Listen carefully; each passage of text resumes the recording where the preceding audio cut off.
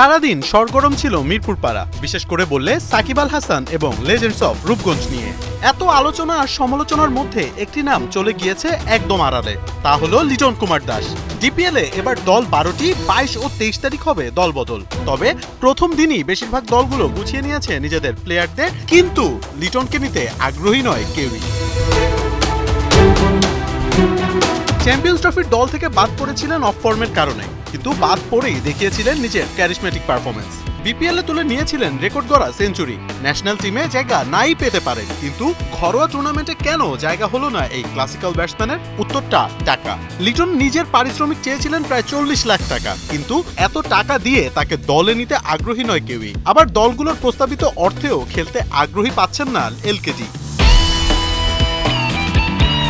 বিপিএলে এবার দারুণ ফর্মে ছিলেন লিটন কুমার দাস। 11 ইনিংস খেলে রান করেছেন 368, আছে একটি সেঞ্চুরি এবং 2টি হাফ সেঞ্চুরি। লিটনের গড়টাও ছিল ভালো, প্রায় 37।